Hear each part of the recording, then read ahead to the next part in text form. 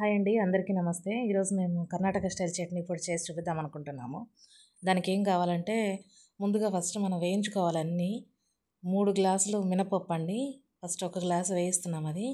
అది వేగిన తర్వాత మళ్ళీ ఒక్కొక్క గ్లాస్ అలా విడివిడిగా వేయించుకొని ఒక బేసన్లోకి తీసుకుని చల్లారబెట్టుకోవాలి. చూడండి, అట్లా వేగాలన్నమాట. ఆ కలర్ రావాలి మనకి మినపప్పు. అట్లా మళ్ళీ అలాగే 3 గ్లాసులు అని చెప్పాను కదా, అలా వేయించేసుకొని పక్కన పెట్టుకున్నాను. కొలత ప్రకారం చెప్తున్నాను. ఇప్పుడు వేయించి పక్కన పెట్టుకున్నాం కదా, ఇది మినపప్పుని, శనగపప్పుని కూడా సేమ్ 3 గ్లాసులు. చూడండి, ఆ గ్లాసు కొలతతోనే చేస్తున్నాం మేము. శనగపప్పు కూడా అంతే, బాగా వేయించుకోవాలన్నమాట. నూనె లేకుండా వేడి మీద మాత్రమే అటు ఇటు తిప్పుతూ మాడకుండా వేయించుకోవాలి. అప్పుడే మనకి చట్నీ పొడి టేస్ట్ బాగా వస్తుందన్నమాట. అలా వేయించుకున్న తర్వాత దీన్ని కూడా మనము ఏదైతే బేసన్లో మినపప్పును తీసుకున్నామో చల్లారబెట్టుకోవడానికి, దీన్ని కూడా అందులో వేసేసుకోవాలి. చూడండి, బేసన్లో వేసుకున్నాం కదా. ఇప్పుడు మళ్ళీ మనం పల్లీలు తీసుకోవాలి.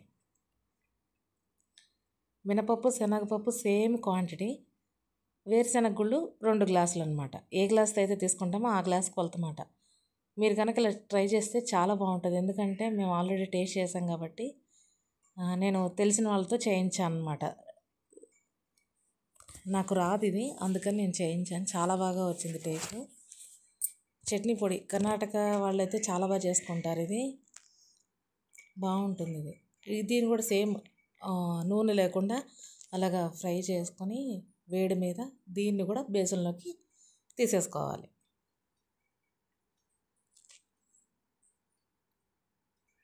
తర్వాత ఇప్పుడు మనం దీనిలో కొంచెం మెంతులు, అంటే చూడండి పావు కన్నా తక్కువ, అంటే ఒక 4 స్పూన్స్ ఉంటాయి. దాన్ని మనం వేయించుకోవాలి. మెంతులు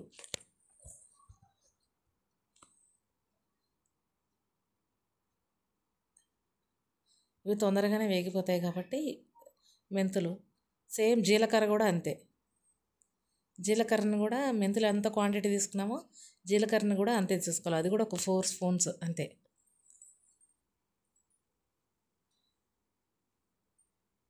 ఇది కూడా మనం సేమ్ బేసన్లో వేసేసుకోవాలన్నమాట. చల్లారుతూ ఉంటాయి. తర్వాత ఇప్పుడు ధనియాలు తీసుకోవాలి. ధనియాలు కూడా అంతేనండి, సేమ్ క్వాంటిటీ అంతే. కొంచెం ఎక్కువ తీసుకున్నా పర్వాలేదు కానీ సేమ్ అట్లా తీసుకోవాలి మనం. దీన్ని కొంచెం వేయించుకోవాలి. దీన్ని కూడా మనం, ఇవి తొందరగానే వేగిపోతాయి వేడికి.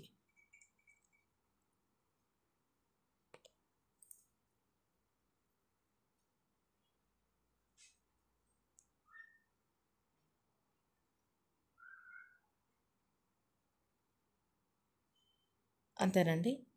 దీన్ని కూడా మనం తీసేసుకొని బేసన్లో వేసేసుకుందాం.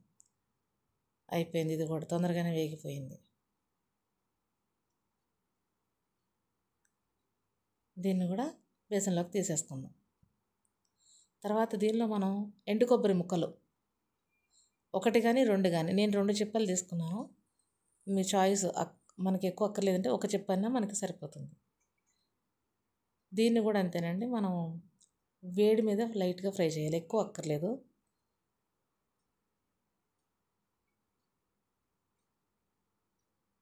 తర్వాత ఇప్పుడు మనం ఎండుమిరపకాయలను వేయించుకోవాలి.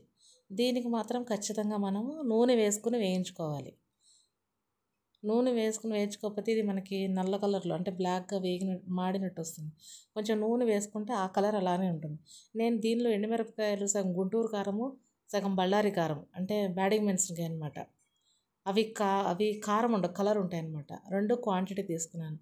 నేను దగ్గర ఒక 1/2 కిలో తీసుకున్నానండి. ఎందుకంటే నాకు చట్నీ పొడి క్వాంటిటీ ఎక్కువ, 3-4 కేజీల పైన ఉంది కాబట్టి నేను 1/2 కిలో పైనే తీసుకున్నాను. చింతపండు ఎండుమిరపకాయలు సేమ్ క్వాంటిటీలో 1/2 కిలో పైనే తీసుకోవాలన్నమాట. అలా తీసుకుంటేనే మనకి చట్నీ పొడి చాలా టేస్ట్గా బాగుంటుంది. మనం అది అన్నంలో తినచ్చు, దోశలో తినచ్చు, ఇడ్లీలో తినచ్చు, అటుకులు కలుపుకున్నప్పుడు దానిలో కూడా వేసుకోవచ్చు, బాగుంటుంది.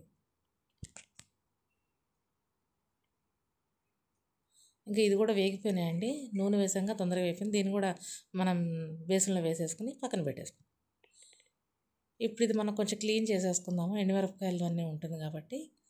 తర్వాత ఇప్పుడు ఇది క్లీన్ అయిపోయిన తర్వాత మనం చింతపండుని కూడా క్లీన్ చేసుకుని, అంటే ఆ నారలు అవి ఏమి లేకుండా క్లీన్ చేసేసుకొని దాన్ని కూడా ఒక అరకిలో నూనె లేకుండానే, ఎలాగో దానికి కొంచెం లైట్గా ఆయిల్ ఉంది కాబట్టి దీనిలో కూడా కొంచెం నూనె పడుతుంది. ఎందుకంటే నూనెలోనే వేయించాలట ఇది. చింతపండుని నూనెలోనే ఫ్రై చేయాలట. అది అప్పుడు మనకి ఏమంటారు, మిక్సీ చేస్తే పొడి పొడిగా వస్తుందంట ఇది. అందుకని నూనెలోనే వేయించాలన్నమాట. వేయించినప్పటికీ తర్వాతకి మనకి తేడా తెలుస్తుంది. ఇప్పుడు ఈ కలర్లో ఉంది కదా, వేయించిన తర్వాత కలర్ మారుతుంది, బ్లాక్ వస్తుంది మనకి. అంటే మరీ బ్లాక్ కాదు, మామూలు కలర్, వేగిన కలర్ మామూలు కలర్లో వస్తుందన్నమాట.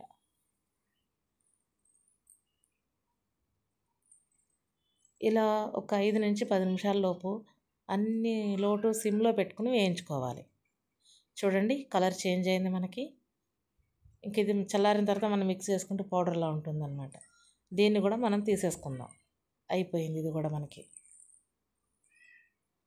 ఒక ప్లేట్లోకి తీసేసుకుందాం అండి, సపరేట్గా చల్లారుతుంది.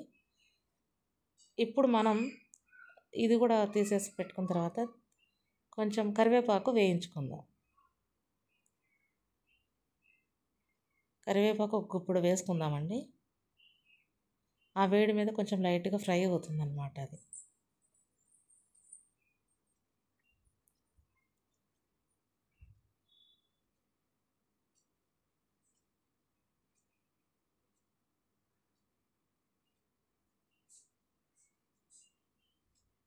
ఆ వేడి మీద ఫ్రై అయిపోతుంది ఇది కూడా మనకి.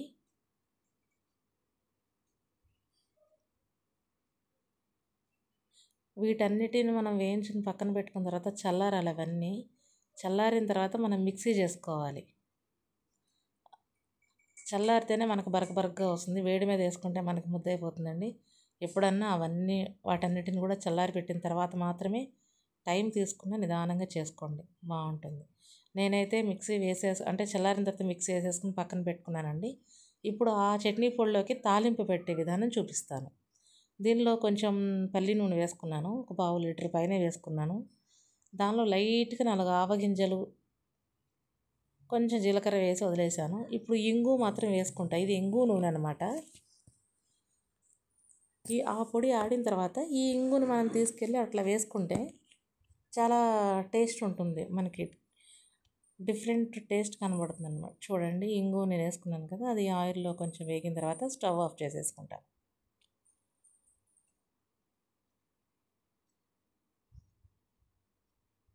ఇప్పుడు మనం చల్లారిపోయి మిక్సీ పట్టుకున్న పౌడర్ ఉంది కదా, దీనిలో మనం ఏం చేయాలంటే మొత్తం అంతా పైన కింద కలుపుకోవాలన్నమాట. దీనికన్నా పెద్ద బేసిన్ అంటే ఇంకా పెద్ద బౌలు, పెద్ద బేసిన్ ఉంటే తీసుకుని కలుపుకోవచ్చు. నా దగ్గర ఇదే అవైలబుల్ ఉంది, అందుకే కింద పేపర్ వేసేసి పైన అంతా కలుపుతున్నారు. ఇప్పుడు ఇంగు నుంచి కాచి చల్లార్చింది ఉంది కదండి, ఇది తీసుకొచ్చి మనం ఆ పొడిలో వేయాలన్నమాట. వేస్తే ముద్ద కట్టదు. మీకు చూడండి నేను చూపిస్తాను, కలర్ చేంజ్ అవుతుంది, డిఫరెంట్గా వస్తుంది అన్నమాట. మొత్తం అంతా కలిపేసిన తర్వాత కలర్ సూపర్ ఉంది, టేస్ట్ అయితే చాలా బాగా వచ్చింది.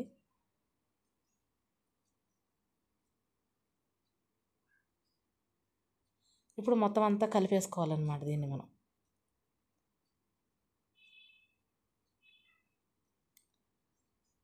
చూడండి మొత్తం పైనుంచి కింద వరకు ఆయిల్ అంతా దానిలో స్ప్రెడ్ అయిపోయేలా కలుపుకోవాలి మనం.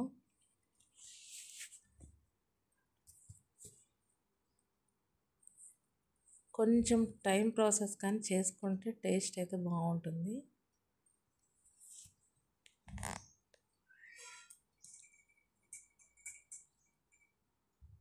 చూడండి అలా కలుపుకోవాలి, ఇంకా కలుపుకోవాలన్నమాట. అంతేనండి. మీకు గనక ఈ వీడియో నచ్చితే లైక్ చేసి సబ్స్క్రైబ్ చేసుకోండి please. Thank you for watching. ఇది కర్ణాటక స్టైల్ చట్నీ పొడి అండి.